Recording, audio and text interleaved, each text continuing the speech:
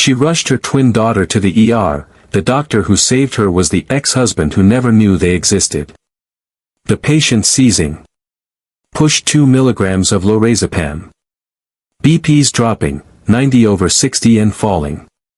We're losing her, doctor. Dr. Julian Cross stared down at the unconscious 7-year-old girl on his operating table, his gloved hands steady despite the chaos around him. The aneurysm had ruptured further during surgery, sending the child into a critical state. For the first time in his distinguished career, his medical confidence wavered. "I can't lose you," he whispered, barely audible over the beeping monitors. "Not when I've just found you." 12 hours earlier, Julian had no idea he was a father. Now his daughter's life hung by a thread beneath his scalpel. Have you ever wondered what would happen if your biggest secret collided with your greatest fear at the worst possible moment?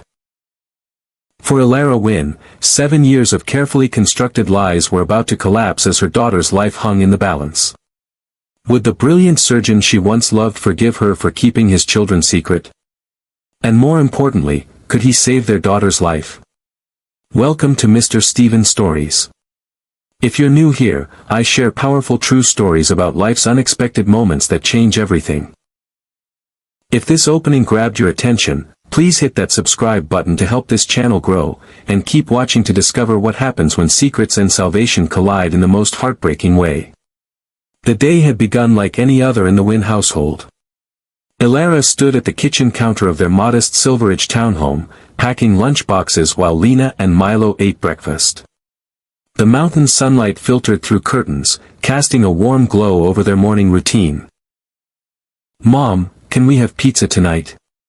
Lena asked, her dark curls bouncing as she wiggled in her seat. Even at 7, she had an irrepressible energy that filled every room she entered. "Tessa's mom makes pizza on Fridays." "We had pizza last week," Milo pointed out, carefully cutting his pancakes into perfect triangles.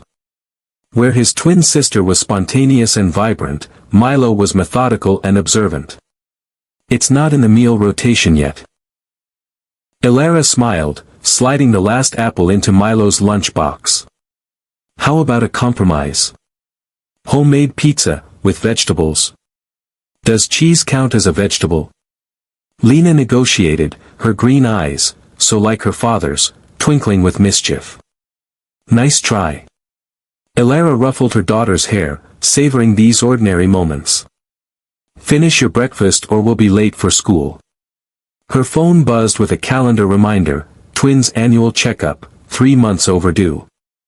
Ilara sighed. Between her nursing shifts at the local clinic and managing the household alone, time slipped away too easily. She made a mental note to call the pediatrician that afternoon.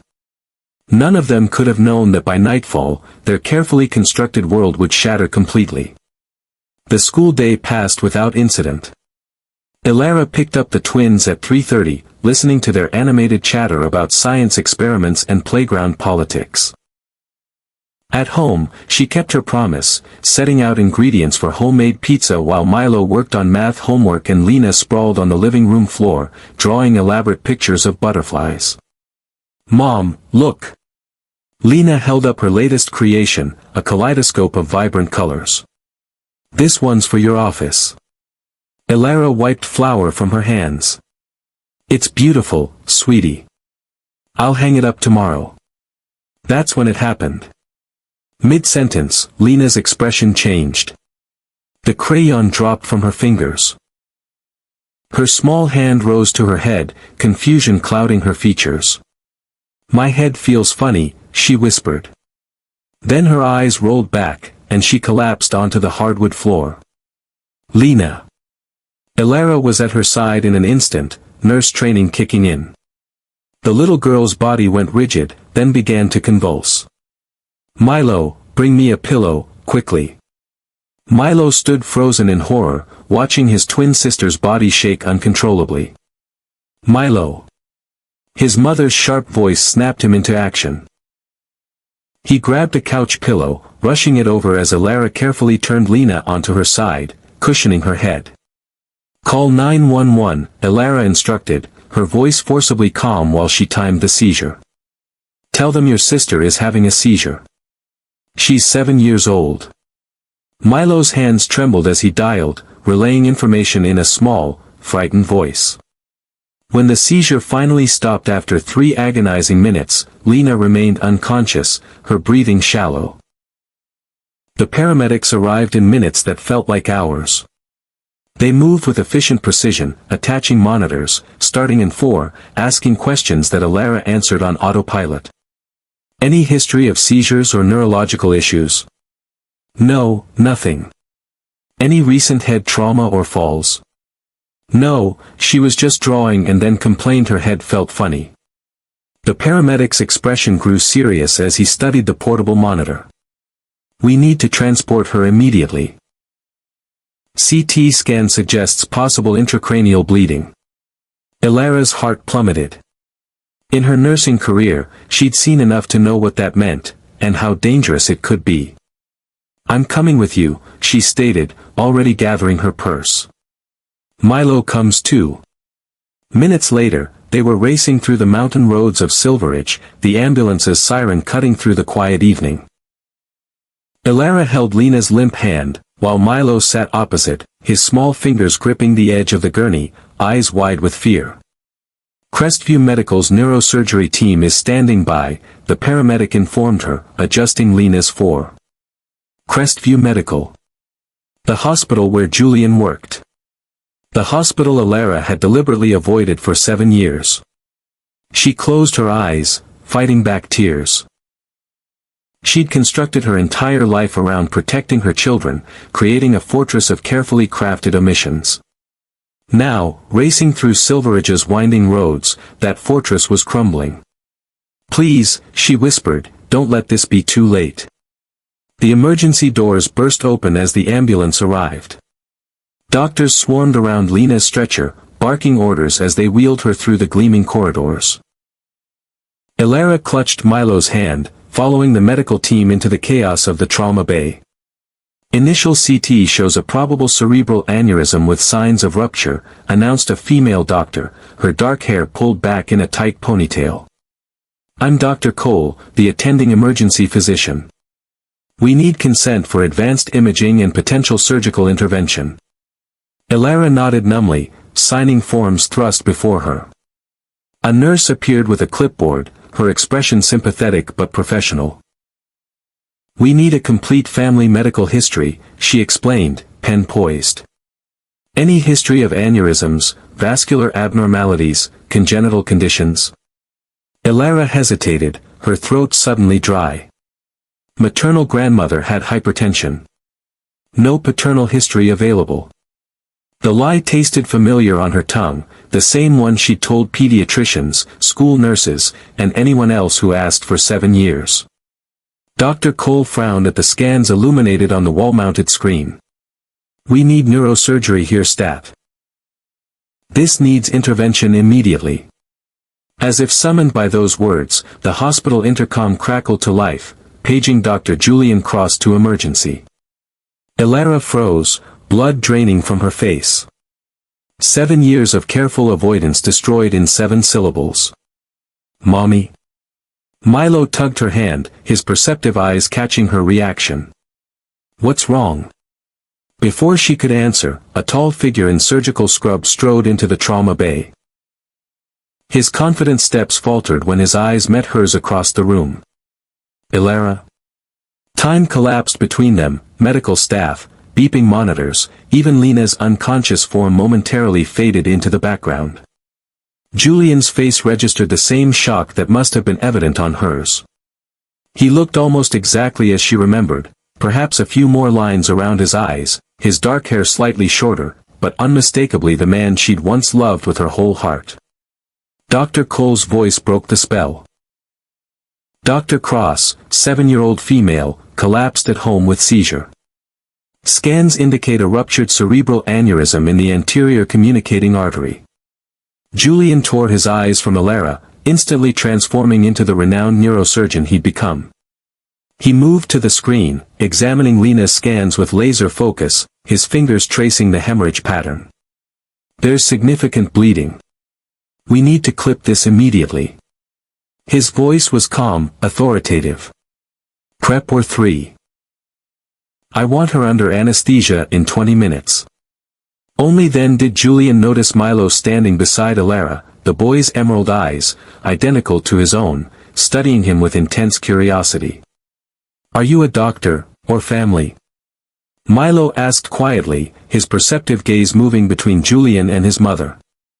Julian's expression shifted, a question forming in his eyes as he looked from Milo to the unconscious Lena and back to Alara. The resemblance was undeniable. Lena's dark curls might favor Alara, but both children had Julian's green eyes, his straight nose, the distinctive shape of his brow. Julian began, but a nurse interrupted. Dr. Cross, or 3 is being prepared. Anesthesia is standing by. Julian nodded sharply, his professional mask returning. We'll proceed immediately. The aneurysm is unstable.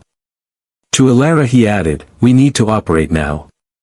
As the medical team prepared to move Lena, Julian caught Alara's arm. We need to talk, he said quietly. After I save her life. Watching her daughter being wheeled toward surgery, Alara felt 7 years of secrets rushing toward an unavoidable collision. If you're finding this story moving, please take a moment to hit that subscribe button and help our channel grow. We'd love to know where you're watching from, so drop your location in the comments below.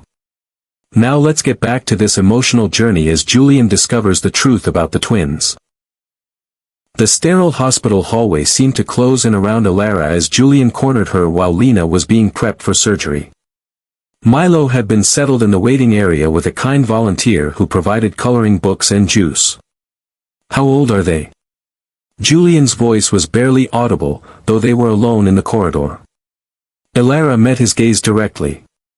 7. The silence between them expanded, filled with years of unspoken truths. Julian's breathing quickened as he calculated backwards, his physician's mind putting together the timeline with merciless precision. They're mine, aren't they?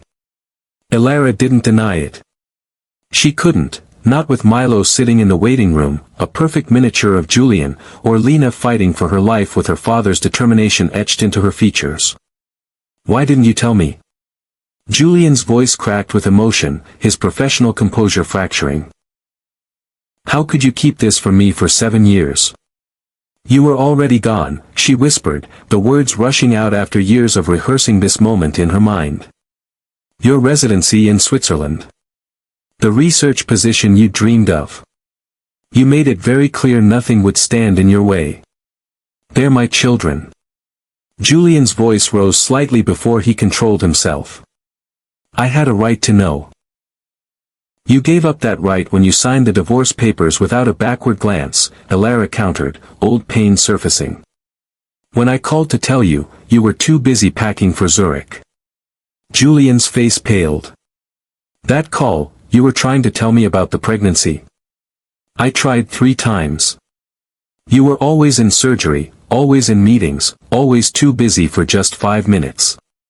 Alara wrapped her arms around herself, a defensive posture. The last time, you told me to email whatever it was because you were boarding a flight. Julian looked stricken, memories clearly reshuffling in his mind. I would have come back if I'd known. Would you?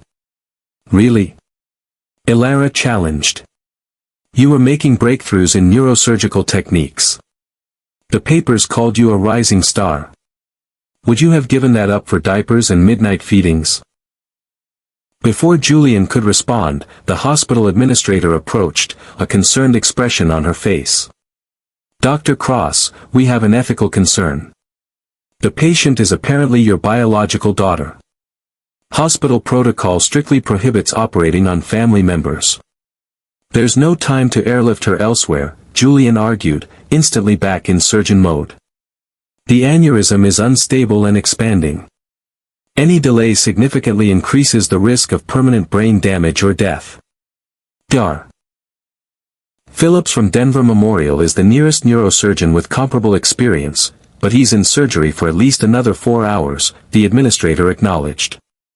Ms. Wynn must provide explicit consent for the exception. Julian turned to Elara, his eyes intense. I'm the best chance she has. You know my record, you know my skills. Let me save our daughter. Our daughter.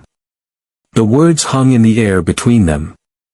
Elara didn't hesitate. Whatever had transpired between them, whatever justifications she built around her decisions, nothing mattered more than Lena's life. Save her. Please. Within minutes, she was signing special consent forms. As Julian rushed toward the oar, he paused, looking back at her with an expression she couldn't quite read. I'll bring her back to you, he promised. And then we have a lot to talk about. Under the harsh surgical lights, Julian performed the most difficult procedure of his career. Each precise movement carried the weight of not just a patient's life, but his daughter's, a daughter he'd only just discovered existed. Suction here, he directed calmly, despite the storm of emotions raging inside him. More light. I need to see the entire malformation. As his skilled hands worked, memories flooded back unbidden. Elara's smile when they first met during his medical school rotation. She was a nursing student then, challenging his textbook answers with practical observations that impressed him. Their whirlwind romance, studying together until dawn, planning their future over cheap coffee. The hasty courthouse wedding during a rare weekend off, both of them too impatient to wait for a proper ceremony. And then the growing distance as his ambition pulled him across continents. The late-night arguments about his endless hours, her frustration at always coming second to his career.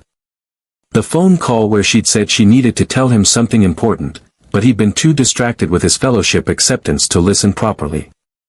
Bleeding increased, doctor, the surgical nurse warned, pulling him back to the present. Julian refocused, his hands moving with renewed precision. Additional clips, 7 mm and 9 mm. We need to secure this completely. The surgery proceeded for 3 more hours, a delicate dance between life and death. When Julian finally placed the last stitch, he allowed himself a moment of relief. The aneurysm was clipped, the bleeding controlled. But Lena remained unconscious, her brain having suffered significant trauma. Close and transfer to PICU, he instructed the surgical team. I want continuous neuromonitoring and a follow-up scan in 4 hours. In the surgical scrub room, Julian found himself alone, staring at his reflection in the mirror. The man looking back at him was a stranger, a father who had missed 7 years of his children's lives. Tears welled in his eyes, and for once, he didn't fight them. In the quiet of the surgical waiting room, with Milo finally asleep across 3 chairs, Elara and Julian sat facing each other. The clock on the wall read 2:17 a.m. The surgery was successful, Julian explained softly, mindful of not waking Milo. But there was significant bleeding. She's stable now, but still unconscious. The next 24 hours will be critical. Elara nodded, wrapping her sweater tighter around herself. What happens now? Medically, we wait and monitor. Personally. Julian hesitated, running a hand through his hair in a gesture so familiar it made Elara's heart ache. I need to understand, Elara. I need to know everything. Looking at their sleeping son, Elara finally began explaining what had happened 7 years ago. I found out I was pregnant 2 weeks after you left. The divorce papers had just been finalized. At first, I was in shock, we'd been so careful. Then I tried to reach you, but you were establishing your new life, your new career. Julian leaned forward, his voice low. You could have tried harder.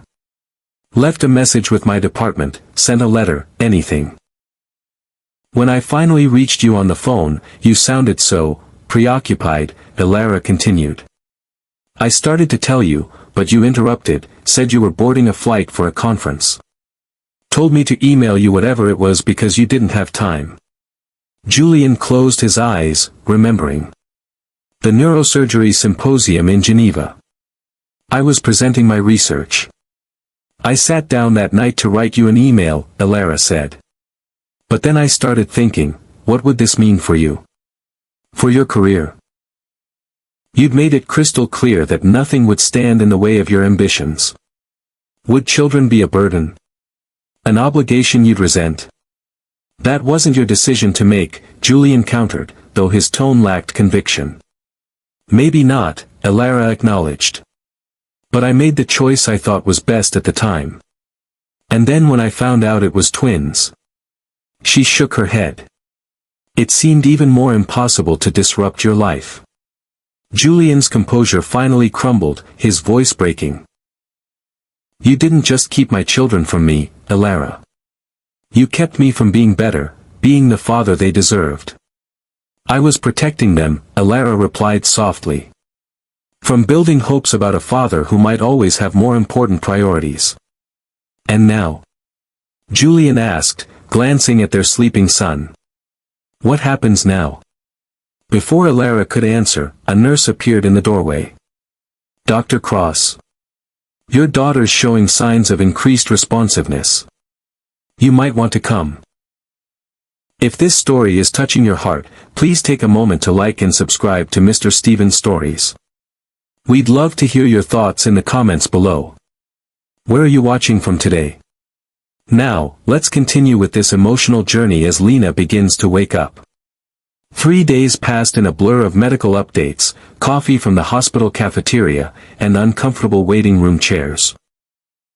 Julian spent every moment he wasn't checking on Lena with Milo, getting to know his son through quiet conversations and shared meals. Milo was cautiously warming to Julian, his natural curiosity overcoming his initial reserve. Mom says you fix people's brains, he said as they shared a sandwich in the hospital courtyard. That's my job, Julian confirmed. I'm a neurosurgeon, that means I operate on the brain and the nervous system. Is that why you can fix Lena when other doctors can't? Julian considered his answer carefully. I have special training for the kind of problem Lena has. But all the doctors here are working together to help her. Mom has your picture, Milo said suddenly, the non sequitur catching Julian off guard. In her bedroom drawer. She looks at it sometimes when she thinks I'm asleep. Julian's heart constricted at this revelation. Does she? Milo nodded solemnly. She gets sad after. I asked her once if you were our dad, but she said it was complicated.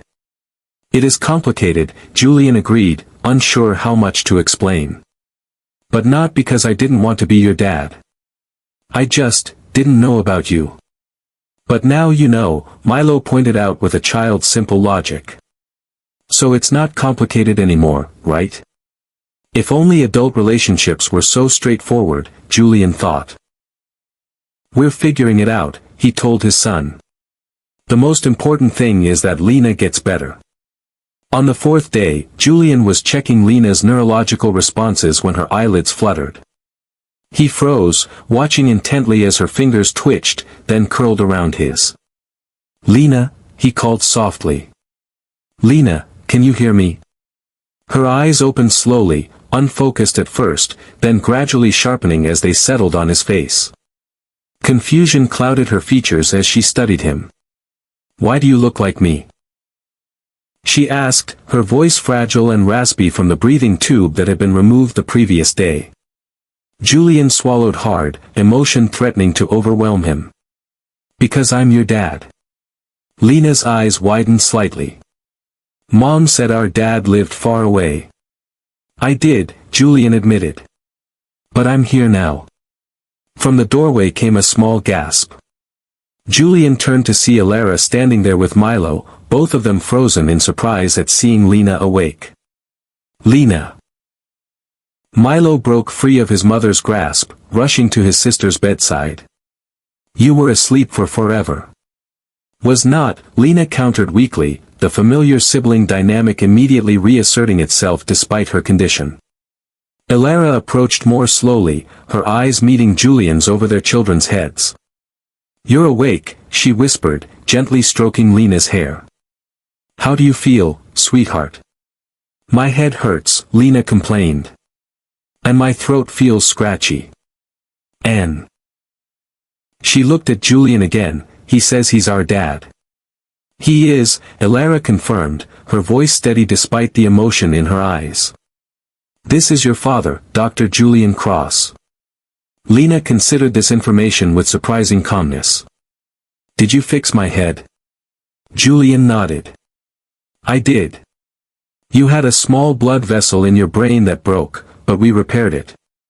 Cool, Lena decided, before turning her attention to more pressing matters. Can I have ice cream? Elara gave a watery laugh. Let's start with some water, okay? As she helped Lena sip from a small cup, Milo approached Julian cautiously.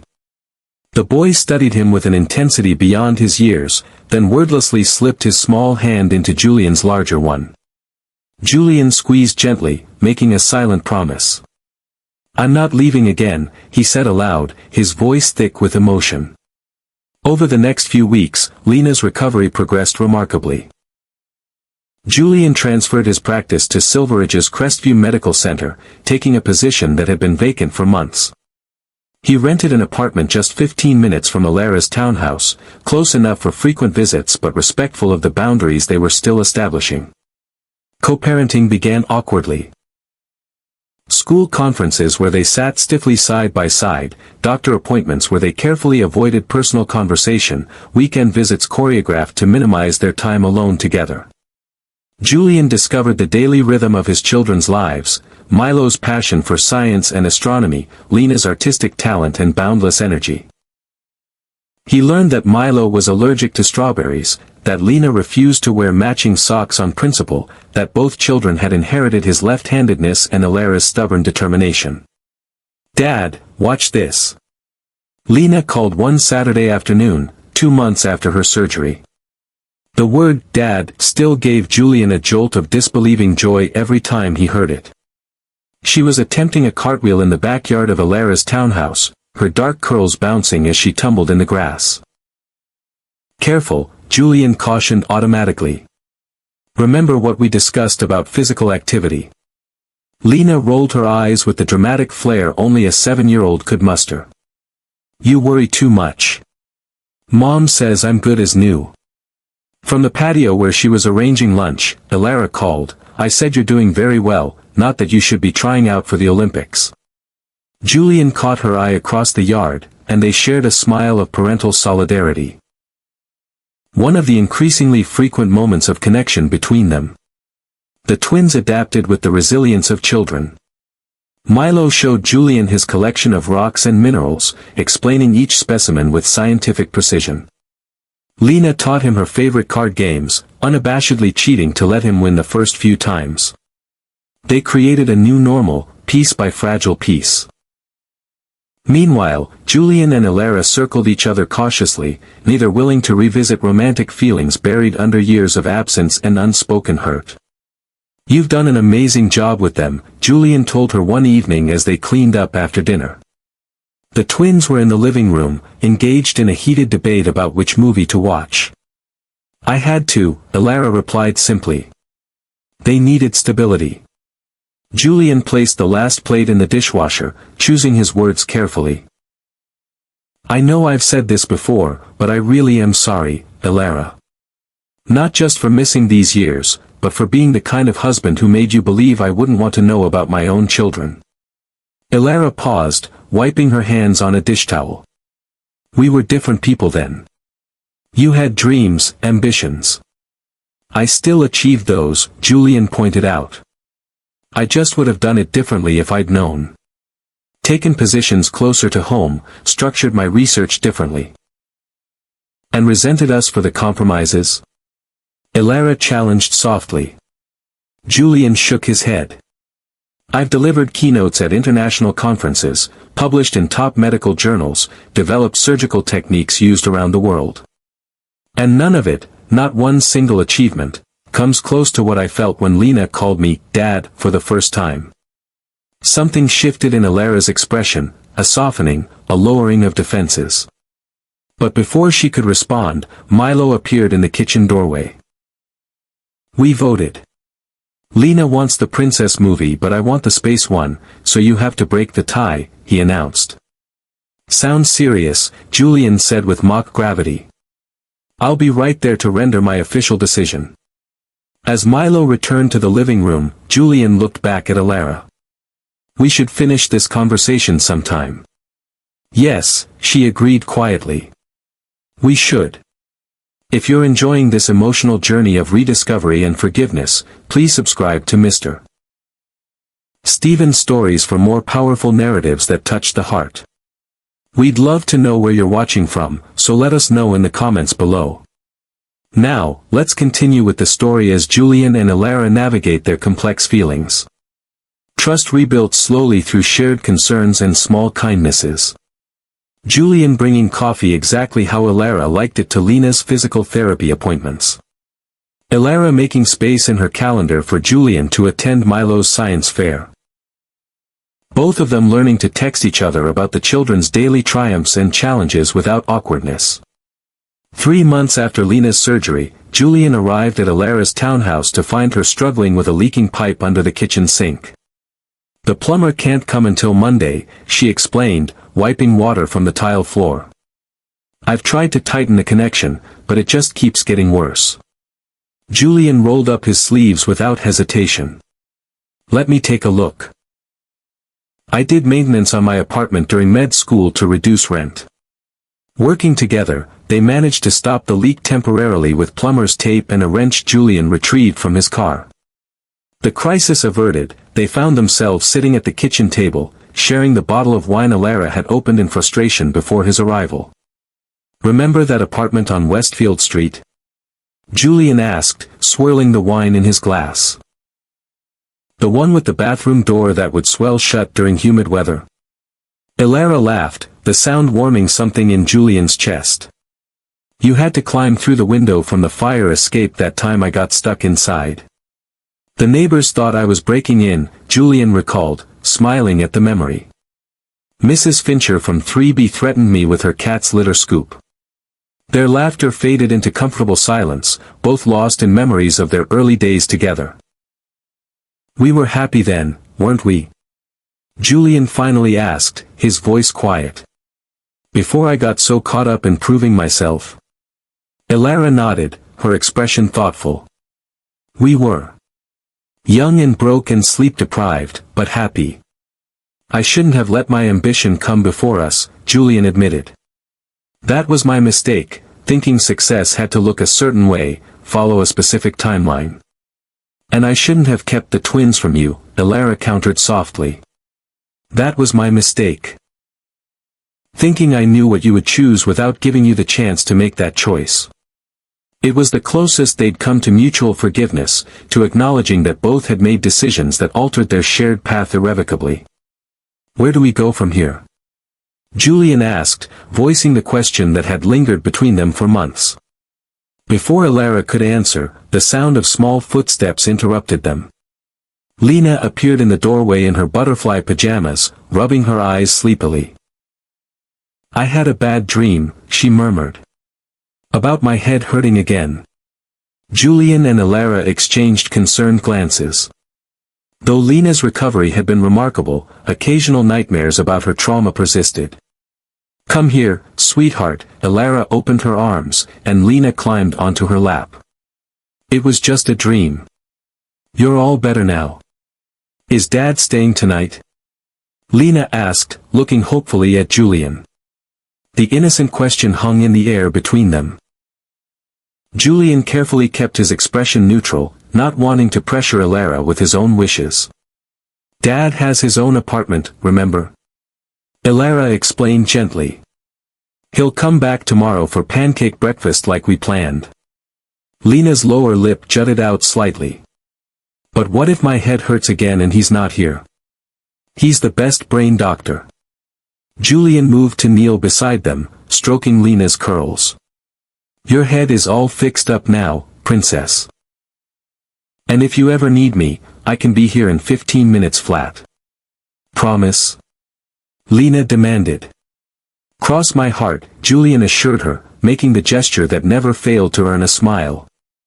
Once Lena was resettled in bed, Julian and Alara stood awkwardly in the hallway outside the twins' rooms. I should go, Julian said quietly, though everything in him wanted to stay. Elara nodded. Tomorrow, then. Pancakes at 9. As he drove back to his apartment, Julian reflected on how much had changed in 3 months. He had children now, 2 amazing, brilliant children who were gradually accepting him as their father. He had a new position at Crestview, where he was establishing a pediatric neurosurgery program. And he had Elara back in his life, if not in the way they once were. Was it enough? The question followed him into restless dreams. The next morning, Julian arrived at precisely 9 o'clock, bearing fresh blueberries for the pancakes and a small telescope he'd found for Milo, who had recently developed an interest in astronomy. The domestic scene that greeted him felt both wonderful and painful, this glimpse of the family life he might have had all along if circumstances had been different. As they ate breakfast, Milo peppered Julian with questions about the telescope. Can we see Saturn's rings with this? What about Jupiter's moons? When can we set it up? Slow down, buddy, Julian laughed. How about we try it out tonight? If it's clear, we should be able to see quite a bit. Can I invite my friend Tessa? Lena interjected. She doesn't believe that stars are actually suns. Of course, Julian agreed, looking to Elara for confirmation. If that's okay with your mom. Elara nodded, smiling at the children's enthusiasm. Astronomy party it is. I'll make hot chocolate. Later, as the twins raced outside to play, Julian helped Elara clear the breakfast dishes. Thank you for this, he said simply. For letting me be part of their lives, even after everything. They're your children too, Elara replied. They deserve to know you. And us? Julian ventured, the question that had hovered between them for months finally spoken aloud. What do we deserve, Elara? She placed the last plate in the dishwasher, buying time to gather her thoughts. I don't know if deserve is the right framework. We both made choices that brought us to this point. The question is what we want now, and whether it's possible. What do you want? Julian asked softly. Elara met his gaze directly. I want what's best for Lena and Milo. I want them to have stability and security. I want. She was interrupted by a crash and a wail from outside. They rushed to the back door to find Lena sitting on the patio, clutching her knee which had a nasty scrape from a fall. It hurts, she sobbed as Julian knelt beside her, examining the injury with gentle hands. Just a scrape, he diagnosed with exaggerated seriousness that made Lena giggle through her tears. Nothing a superhero bandage and a popsicle can't fix. Working together, Julian and Elara cleaned and bandaged the wound, their parental teamwork seamless despite their complicated relationship. When Lena was happily distracted by her frozen treat, Julian turned back to Elara. You were saying, about what you want. Elara watched their daughter, a wistful expression crossing her face. I want moments like this. I want them to have both their parents. I want. She hesitated, then continued with quiet honesty, I want to stop being afraid of trusting you again. Julian's heart swelled with hope. I'm not the same man who left 7 years ago, Elara. My priorities have completely changed. I know, she acknowledged. But we can't just pick up where we left off as if those years didn't happen. We're different people now. Then maybe, Julian suggested carefully, we don't try to recapture what we had. Maybe we build something new instead. Something better. The idea hung between them, not a restoration of their past, but the possibility of a different future. Before Elara could respond, Lena called from the yard, Mom. Dad. Milo says I can't look through his new telescope first. Duty calls, Elara said with a small smile. We should probably table this discussion for now. Julian nodded, understanding. Some things are worth waiting for. The next few weeks brought subtle shifts in their family dynamic. Julian began staying for dinner more frequently. Family outings expanded beyond medical appointments to include hiking trails, science museums, and a local production of The Wizard of Oz, where Lena sang along to every song. Thank you for staying with us through this emotional journey. If you're enjoying this story, please hit the like button and subscribe to Mr. Stephen's Stories for more powerful narratives about love, forgiveness, and family. We'd love to know where you're watching from, so please share in the comments below. Now, let's continue with this story of healing and second chances. For months after Lena's surgery, another headache sent the family rushing back to the hospital. Those scans showed nothing concerning, just a normal childhood headache coinciding with a mild fever. The scare left both parents shaken. Julian found himself in the hospital chapel long after Lena had been discharged, sitting alone in the dim light. He hadn't been religious since childhood, but the quiet space offered refuge for his turbulent thoughts. "I thought I might find you here," Elara's voice came softly from the doorway. She slid into the pew beside him, their shoulders almost touching. "You always disappeared to quiet places when you were worried." "Some habits don't change," Julian acknowledged. "I just needed a moment to process." When she said her head hurt. "I know." Elara shuddered slightly. "I felt it too." They sat in silence for several minutes, the shared fear creating a bridge between them. "I realized something today," Julian finally said. "When the doctor said it was just a normal headache, nothing to do with the aneurysm, I felt this overwhelming relief. But underneath that was something else, this terror of losing her. Of losing either of them." He turned to face Elara, his expression raw with emotion. "I've only known them for 4 months, and already the thought of something happening to them is unbearable. How did you do this for 7 years alone? Carrying that responsibility, that love, that fear, all by yourself?" Elara's eyes glistened in the dim light. "One day at a time. Some days better than others." She hesitated, then added, "There were moments I almost called you. When Milo had pneumonia at 3. When Lena fell from the monkey bars and needed stitches." "I wish you had," Julian said without accusation, just regret for what might have been. "I wish I had too," Elara admitted, the first time she'd acknowledged that her decision, however justified, had also been a mistake. "We both lost something precious. You lost time with them, and I lost having someone to share the burden with." Julian tentatively reached for her hand. When she didn't pull away, he interlaced their fingers, a gesture so familiar yet new again. "I can't get those years back," he said quietly. "But I can be here now. For them, and, if you'll let me, for you too." Elara looked down at their joined hands. "I'm scared, Julian. We hurt each other so badly before." "We did," he agreed. "But maybe that's why we can do better now. We know what's at stake. We've seen the cost of getting it wrong." She met his gaze, her expression vulnerable but resolute. "If we do this, if we try again, it has to be different. Your career can't come first." "It won't," Julian promised. "Nothing comes before you and the kids. I've rearranged my entire practice around that principle. And I need to trust you," Elara continued. "To stop making decisions based on what I think you'll do, and actually give you the chance to choose." Julian squeezed her hand gently. "That sounds like a good start." When they left the chapel, they didn't have all the answers, but they had a beginning, a foundation to build upon. The next morning, Julian arrived at the townhouse with a proposal. "I thought we might take the kids to Silver Lake this weekend," he suggested as he helped Elara prepare lunch. "There's a meteor shower Saturday night, perfect for Milo's telescope. We could rent one of those lakeside cabins, make a family trip of it." Elara looked up from the sandwiches she was cutting. "A family trip?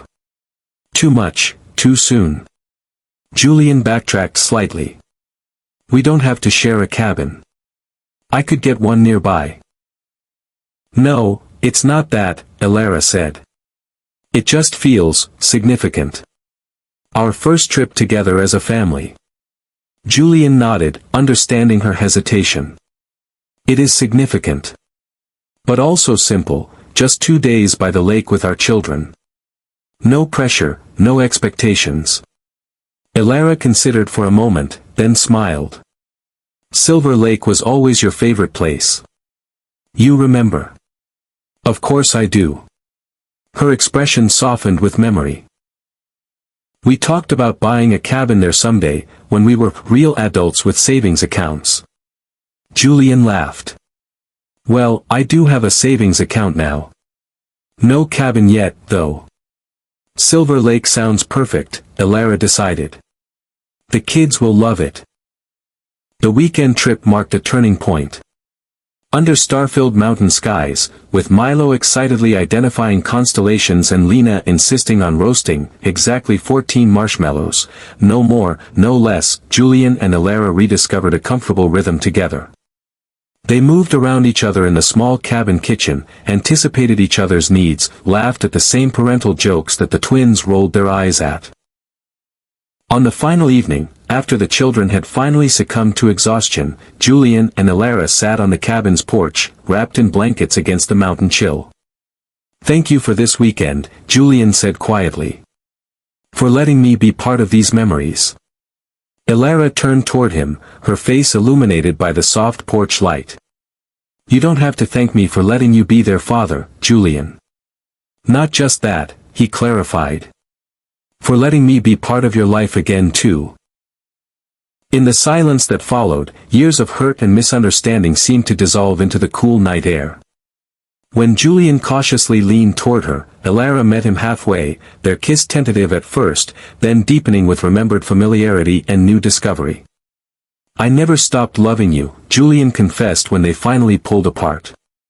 Even when I thought I'd never see you again. Elara touched his face gently. Love wasn't our problem. It never was. No, Julian agreed. But maybe it's our solution. In the months that followed, they rebuilt their relationship with careful deliberation, mindful of the fragile family balance they were creating.